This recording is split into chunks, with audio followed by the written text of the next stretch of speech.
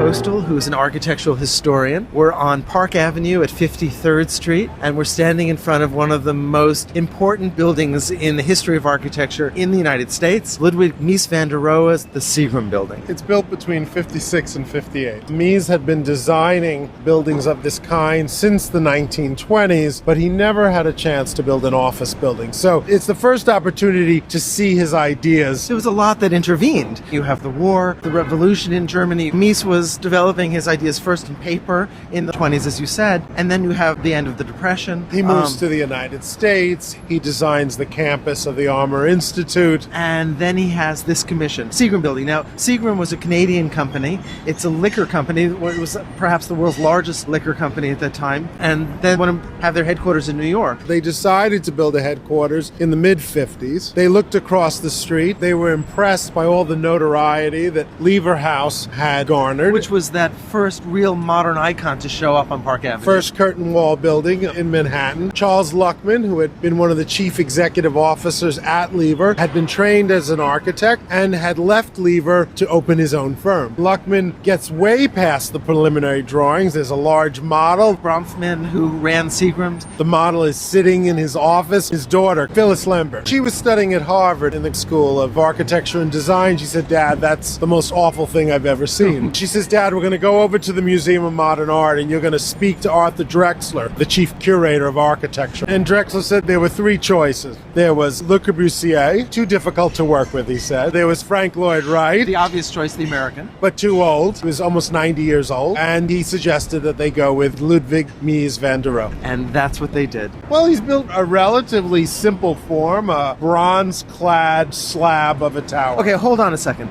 It's bronze? It is bronze. Sculptures are made out of bronze. That's why I always say that this is not only one of the modern icons of architecture in New York, but it's also one of the most classical buildings in the city. So you're thinking classicism in terms of the ancient Greeks creating sculptures. This is a building that actually has a patina, like a sculpture would. It's not just a uniform dark brown black. It's actually got some subtlety to the color in really an enormously sophisticated way. It's a little darker than it originally was, but imagine that each year, at least once a year, they rub it with oil so that it does not oxidize. Oh, that's great. So it doesn't turn green or red or what have you. Yeah. Mies really loved Greek architecture over all other things, and so he designed a building that is very symmetrical. It's a very disciplined aesthetic, and if you look at the various pillars that run across the front, they look vaguely like fluted columns. So that's really interesting because they do have these vertical striations. So it is a kind of fluting, and in fact the whole building is up on this platform. It's almost like a Greek stylobite, as if we were looking at the Parthenon. Absolutely. There's a sense of proportion here that feels very classical, and it's incredible to be able to say that despite the building's height, because this is a big building, and the Greeks were working on a much smaller scale, the Romans were working on a slightly larger scale, but nothing like this. That's the challenge.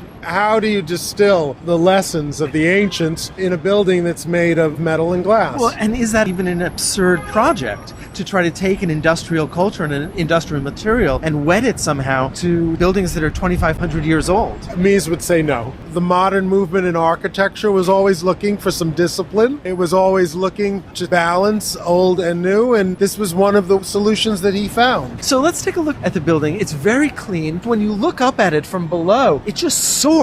The term that comes to mind is a vertical velocity. Like an ascent. We just rocket upward visually. Look carefully at the vertical mullions that are between the window bays. And they basically rise without interruption from the base of the tower to the top. They're not simple mullions, look like I-beams, they're girders. They serve no purpose other than decoration. And decoratively, they make the surface so that it's not flat. They give it some texture, they give it a little depth, and it gives it a bit of a play of light. When the building was constructed, they talk about industrial materials and honesty and those kind of issues, but as time has passed, they recognized that it wasn't beyond Mies to experiment with a little bit of decoration. So it's decorative, but it's a kind of decorative symbolism, isn't it? Because the I-beam is the thing that's actually holding the building up. But these are depurposed. They're reflecting what's inside the building, the actual interior structure. Yeah, on a smaller scale. And I assume that inside, they're actually steel, they're not bronze. We were talking about the classical a moment ago, and the Parthenon, for instance, was heavily decorated, so there's no prohibition there. But it does seem to be a little bit anathema to the way that we generally think of Mies van der Rohe, or where we think of the modern movement as really wanting to strip away the unnecessary and the decorative, and yet he's allowing for it. I think it's a stereotype about modernism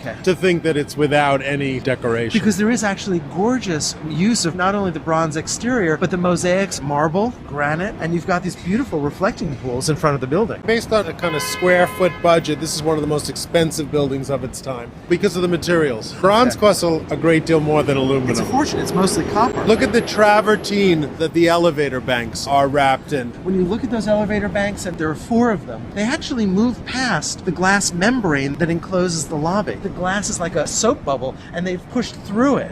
I think they give the building real solidity. So that's what visually holds it up. Yeah, and also it makes reference back to the ancient Romans, How because so? that's Roman travertine. So again, Mies is constantly referencing antiquity. The building is really not using much of its footprint. The building is really deeply set back on Park Avenue. About as far back as it could, although it has a couple of smaller additions in the back. When Mies was asked why did he set the building back so far, he said that he wanted to pay respect to the Racket and Tennis Club directly across the street, that he did not want to overwhelm that great Italian palazzo by McKim, and White. And it's actually one of the great buildings in New York. This is quite an intersection. You have Lever House, Tennis and Racket, and you've got Seagram. It's a hell of a triumvirate. I think he wanted to create a corridor for his building to be viewed. I think by coming up those steps at the end of the plaza and looking up at the building, it provides an architectural experience that people don't often have in New York. But there's something else here. It feels like this is a public space, a place where people gather, and in fact, as we're here, there are people who walk and stop and talk. There are people sitting by the reflecting pools, and it becomes a kind of a social space. He kept the seating